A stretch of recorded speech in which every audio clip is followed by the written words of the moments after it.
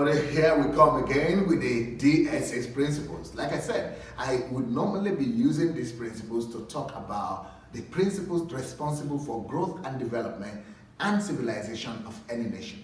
So, this is what I do. This is one of my passions. This is one of my expertise, and thank God that I could share, I could have the opportunity, thanks to social media, to share my mind and to be able to share with every country, but especially for Africa and Nigeria. I'm Nigerian, so not all bad things come from Nigeria. I don't think I'm bad, and I'm thinking rather that Nigeria is going to be a blessing to the world, and that's why I'm doing this. So now, what are the other principles that are responsible for growth, development, and civilization? One of the principles that are responsible for growth and development is foresight. So the topic of today is nations are developed through foresight. Foresight, foresight, foresight. Now, foresight is something that we normally don't really talk about so much. The capacity of growth and through foresight is a factor that not too many people talk about, because they would rather talk about economic theories and some big, shots, and talk about some, just normal things. But foresight is one of the greatest power force to grow a country, because the power of foresight is he that sees the future controls the future. Foresight is the ability to not just live for today and from today. Foresight is the ability to live beyond your nose, or to see beyond your nose.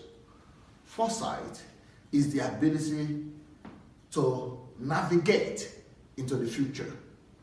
Foresight is the ability to plan into the future. Foresight is the ability to predict the future events and to see the directions of growth of the world at large into the next 20, 30, 40, 50, 100 years. And foresight is the ability to order your steps and to plan your actions of today from the events of 50 years ahead.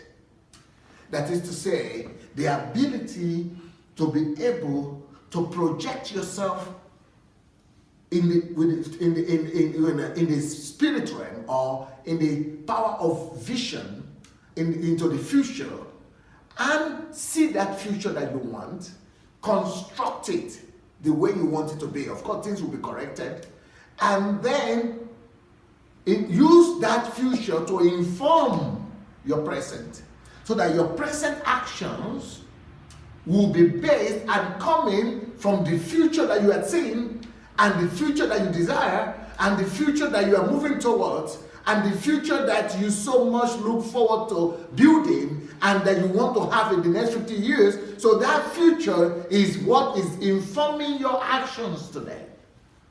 That means your actions today are not chaotic actions. And that means that the actions that you are taking today, and whatsoever you are doing today as a nation and as a people, is not just about survival.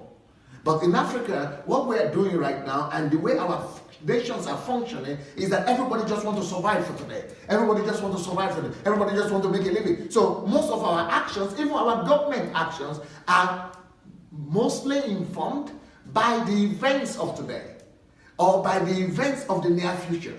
So everybody, the politicians, especially in my country, they are getting ready for the next election and the next election. So they are only living in the scope of today. That's why we will always be behind. Any nation that is only based or basing its action only on what is going on right now, only on the reality of quenching that ethnic group or ethnic conflict, or trying to we are worrying now about the prices of oil, or the price of oil has just gone down. Oh, it has just gone up. Oh, we planned for 1 year. Oh, okay, the price of oil has gone down. What do we do? Okay, the election is coming up. Okay, the president is sick. Oh, if as long as a country, that is the thing we are focusing on, and that's what the reality of our actions are, we will always be behind.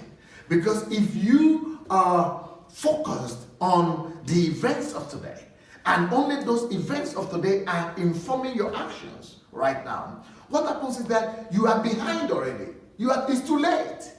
Because everything is progressive in life, and even time is progressive. Time is going. So every second we are losing momentum. So for you to overcome time, and for you to travel and act faster than time, or the speed of time, you need to travel in time, ahead, far ahead of the events of your next 5, 10 years. So minimum that a nation, the minimum plan a nation must have must be at least 50 years ahead, or 100 years ahead, or 200 years ahead, so that the things that we are doing today are not informed by the events of today that are distracting us. The events of today will always keep you down and keep you back. They will keep you distracted. But the events that are supposed that are supposed to be informing your whatever you do today, and what all your actions are, the vision, the things that you have seen ahead, the foresight that you had, the understanding of the future that you have, the expectation of the future that you have, and the plans that you had planned out and scheduled for today, coming from the expectations of the future that you already saw so clearly. So, when I think about my country, Nigeria, and I think about Africa, I see that these principles are not functioning. And if these principles are not functioning, it doesn't matter how much we pray. And it doesn't matter how much we wish that things change. Things don't just change. Life is built on cause and effect, on laws. So this is a law of foresight that makes you to make your life and future predictable.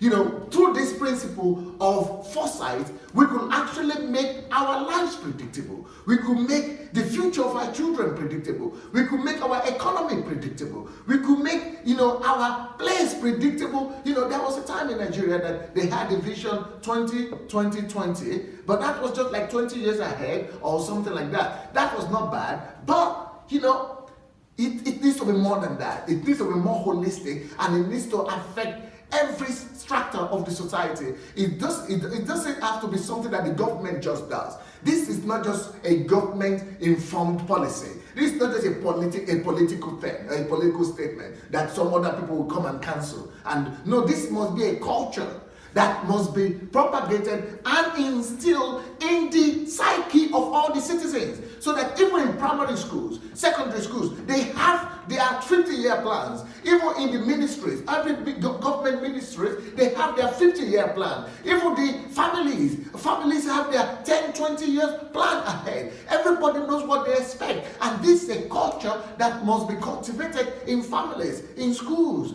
through the media, through entertainment industry. Everybody knows that they are building not today, but they are building the future today. And they must have a clear picture, or a clear picture of their future. That is what it means to build. And this is just the intro. I'm just giving you the introduction now. I'm giving you the principle right now. I'm just explaining to you how to build through foresight, how to build a nation through foresight. But I'm going to come back to you, and I'm going to continue this principle next time, next week. And when I come, I'm going to expand more how to build a nation through foresight. God bless.